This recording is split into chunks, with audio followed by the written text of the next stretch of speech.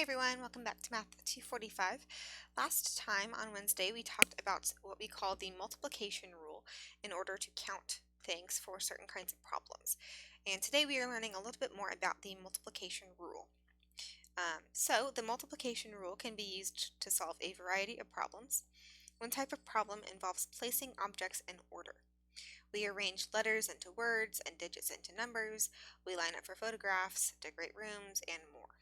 An ordering of objects where order matters is called a permutation. So here we are very concerned with the order of something. So like 1, 2, 3 is not the same as 2, 3, 1. This is called a permutation. And if we have a situation where I have n distinct objects, these objects could be people, letters, numbers, cookies, whatever you want. We want to determine how many permutations there are.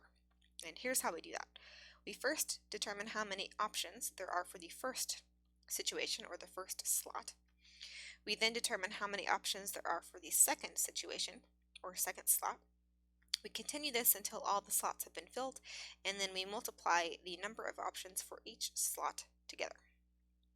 So, in our first example, we have 8 people in a group that are being considered for a president and a vice president position in a company.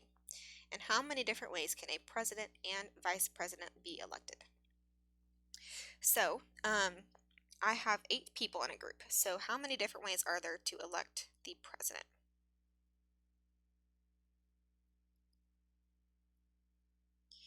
Well, I have 8 different people, so that gives me 8 different people for the president.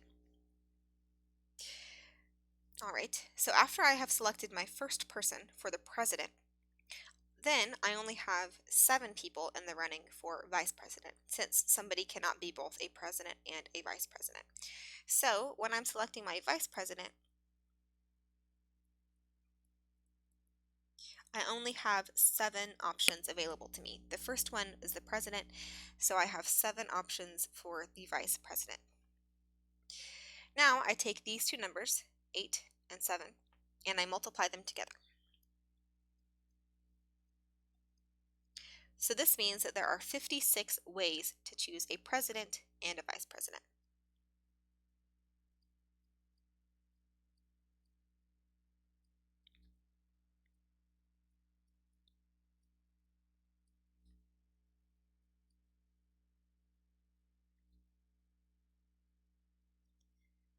Order matters here again, so it wouldn't be the same. So the combination of, say I have person A and person B.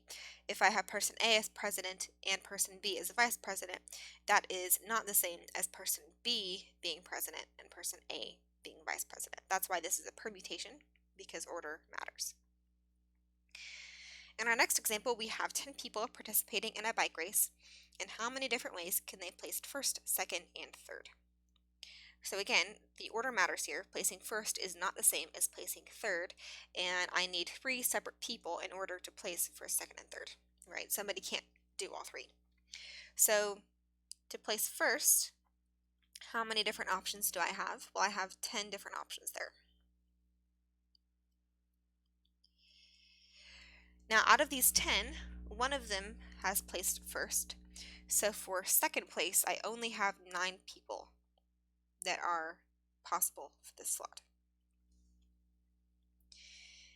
And now I have 1 person in first, 1 person in second. So in third place, I only have 8 people available for this position.